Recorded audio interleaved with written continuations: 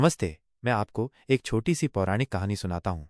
यह कहानी बहुत समय पहले की है, जब धरती पर देवता और दानव दोनों विचरण करते थे। एक बार देवताओं और दानवों के बीच एक बड़ा युद्ध छिड़ गया। देवता हार रहे थे और उन्हें अपनी शक्ति खोने का डर था। वे मदद के लिए भगवान विष्णु के पास गए।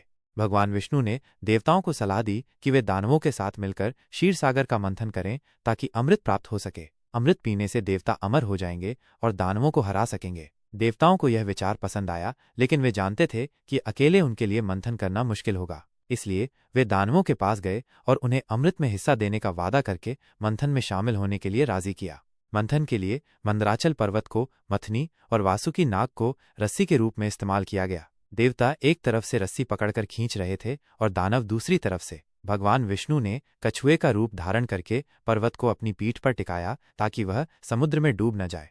जब मंथन शुरू हुआ तो सबसे पहले हलाहल नामक विष निकला। यह इतना शक्तिशाली था कि पूरी सृष्टि को नष्ट कर सकता था। देवताओं और दानवों दोनों को डर लगने लगा। तब भगवान शिव आगे आए और उन्होंने सारा विष पी लिया, लेकिन उसे अपने कंठ से नीचे नहीं उतरने दिया। इसी कारण उनका कंठ नीला पड़ गया और उन्हें नीलकंठ के नाम से जाना जाने लगा।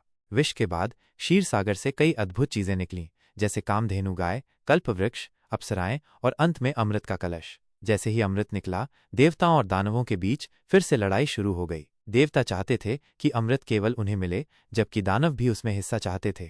भगवान विष्णु ने मोहिनी नामक एक सुंदर स्त्री का रूप धारण किया और दानवों को अपनी सुंदरता से मोहित कर लिया। जब दानव मोहित हो गए तो मोहिनी ने देवताओं को अमृत पिला दिया। जब एक दानव को पता चला कि क्या हो रहा है, तो उसने देवताओं के बीच बैठकर अमृत पीने की कोशिश की, लेकिन भगवान विष्णु ने उसे पहचान लिया और अपने चक्र से उसका सिर धड़ से अलग कर दिया। माना जाता है कि यही दानव राहु और केतु ग्रह बने।